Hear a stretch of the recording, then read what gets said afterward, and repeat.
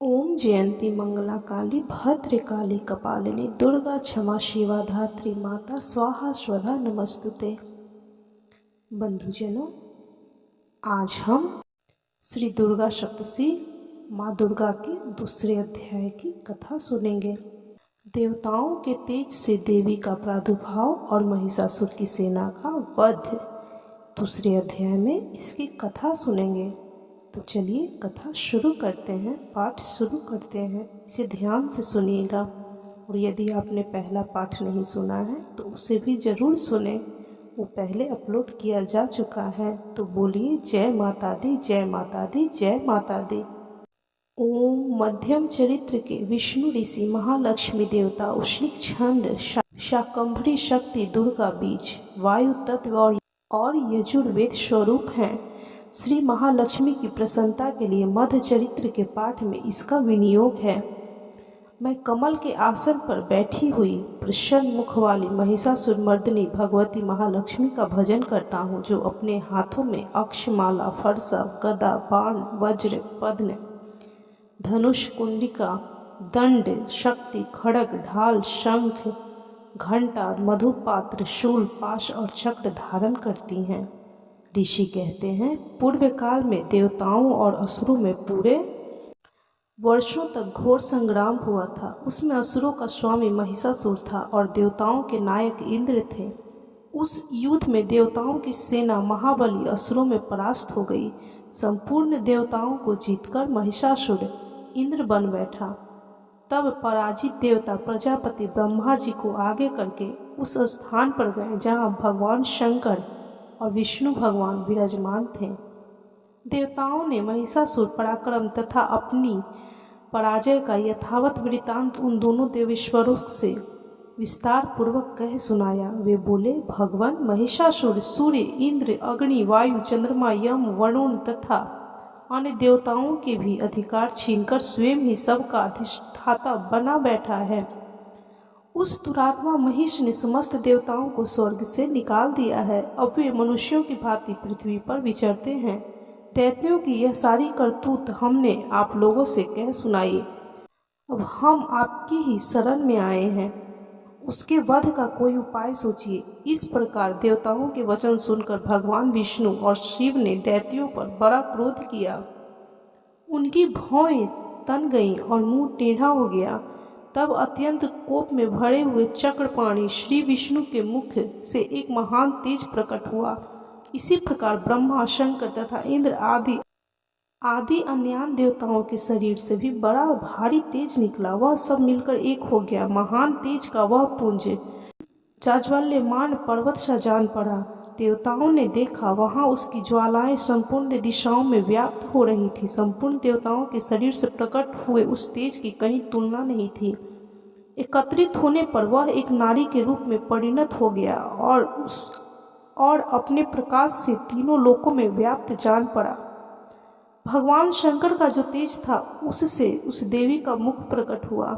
यमराज के तेज से उसके सिर में बाल निकल आए। श्री विष्णु भगवान के तेज से उसकी भुजाएं उत्पन्न हुई।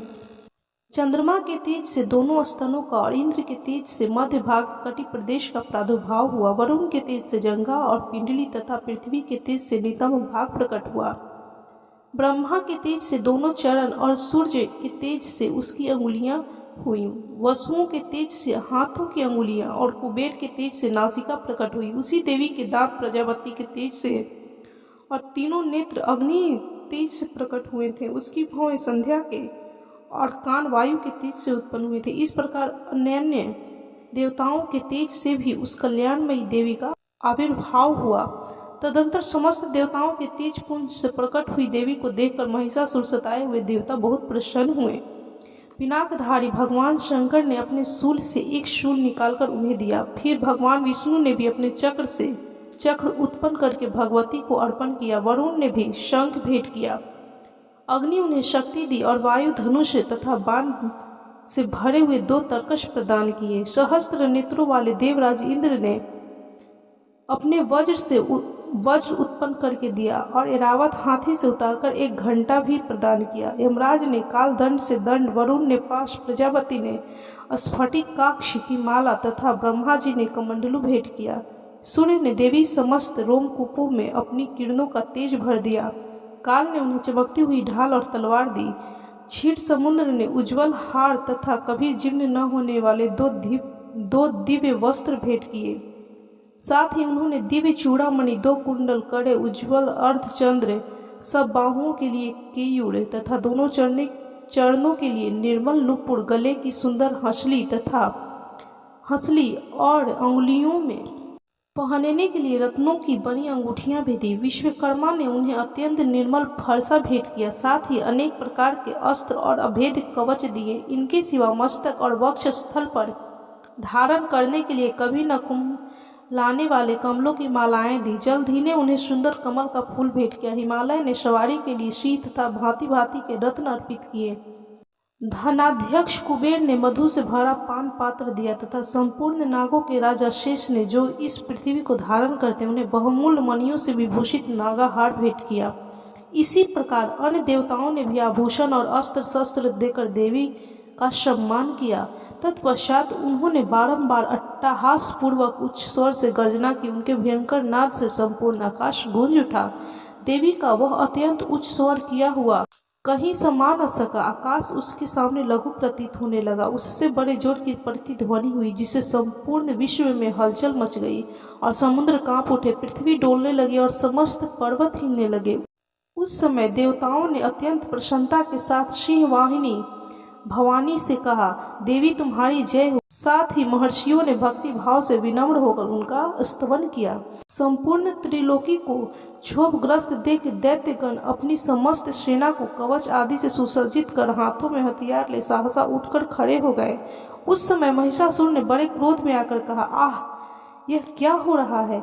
फिर वह संपूर्ण असुरों से घिरकर उस सिंहनाद की ओर लक्ष्य करके दौड़ा और आगे पहुंचकर उसने देवी को देखा, जो अपनी प्रभा से तीनों लोकों को प्रकाशित कर रही थी। उनके चरणों के भार से पृथ्वी दबी जा रही थी, माथे के मुकुट से आकाश में रेखा से खींच रही थी और वे अपनी धनुष की टंकार से 7 पतालों को क्षुब्ध किए देती थी। देवी हजारों भुजाओं से संपूर्ण दिशाओं को आच्छादित करके खड़ी थी। तदंतर उनके साथ दैत्यों का युद्ध छिड़ गया। नाना प्रकार के अस्त्र शस्त्र प्रहार से संपूर्ण दिशाएं उद्भासित होने लगी। चिक्षुर नामक महान असुर महिषासुर का सेना नायक था। वह देवी के साथ युद्ध करने लगा। अन्य दैत्यों की चतुरंगिणी सेना साथ लेकर चामर भी लड़ने लगे।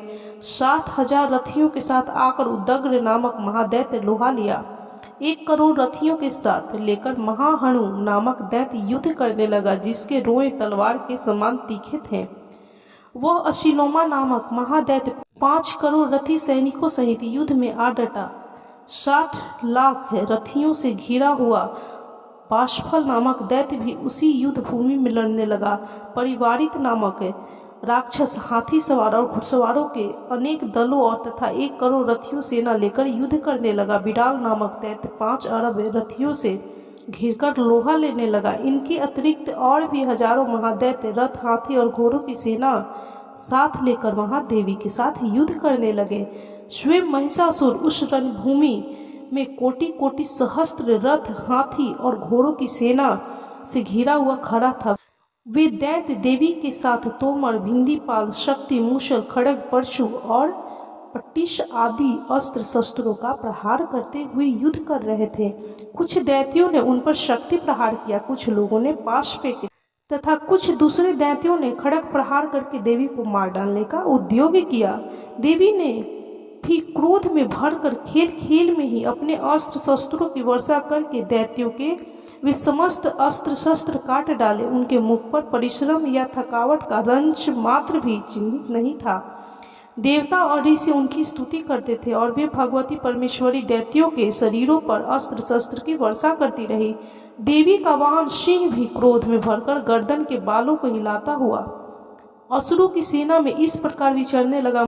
मानो वनों में दावानल फैल रहा हो। रणभूमि में दैत्य के साथ युद्ध करती हुई अंबिका देवी ने जितने निश्वास छोड़े वे सभी तत्काल सैकड़ों हजारों गणों के रूप में प्रकट हो गए और परशु, भिंदीपाल, खड़ग तथा पट्टिश आदि अस्त्रों द्वारा असुरों का सामना करने लगे।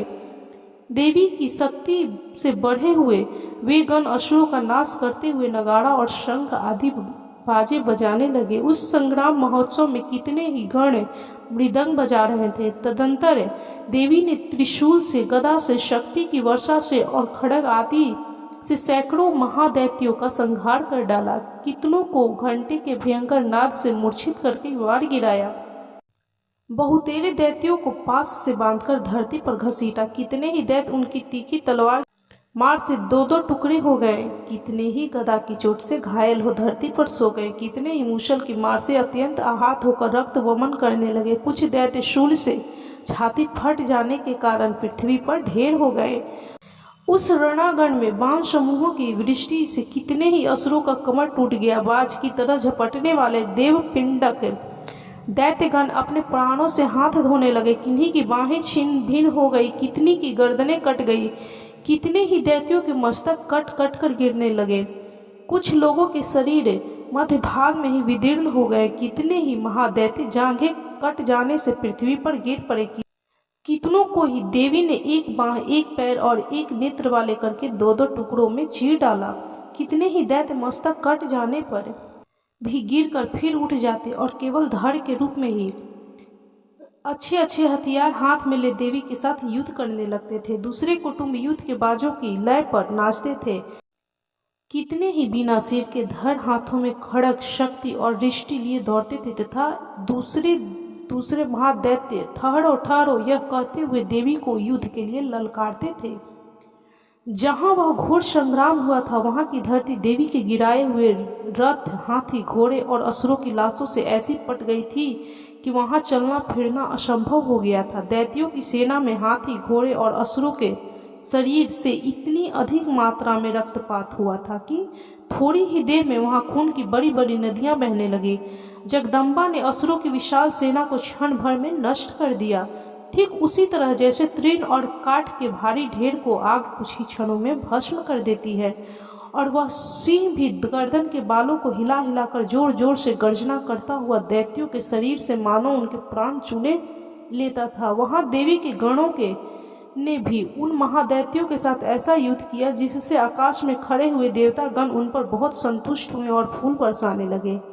इस प्रकार श्री मार्कंडेय पुराण में सार्वणिक मनवंतर की कथा के अंतर्गत देवी महात्म्य में महिषासुर की सेना का वध नामक दूसरा अध्याय पूरा हुआ। तो बोलिए जय माता दी, जय माता दी, जय माता दी। ओम जयंती मंगला काली भद्रकाली कपालिनी दुर्गा क्षमा शिवा धात्री स्वाहा स्वधा नमस्तुते। बंधुजनों, श्री दुर्गा सप्तशती का यह दूसरा अध्याय संपूर्ण हुआ। अब हम तीसरे अध्याय को सुनेंगे, तो आप अगले वीडियो में तीसरे अध्याय को जरूर सुनें। माँ दुर्गा आपकी सभी मनोकामनाओं की पूर्ति करे। यदि आपने पहला वीडियो नहीं देखा है तो उसे भी जरूर देख लें और यह संपूर्ण दुर्गा सप्तशती पाठ को जरूर सुने। इसके बाद तीसरा पाठ भी अपलोड होगा, उसे भी जरूर सुनिएगा। और यदि यह वीडियो अच्छा लगा हो तो कृपया कमेंट कीजिए, लाइक कीजिए, शेयर कीजिए और चैनल को सब्सक्राइब करना बिल्कुल भी ना भूलें। यदि आप माता रानी के भक्त हैं तो चैनल को सब्सक्राइब जरूर करें।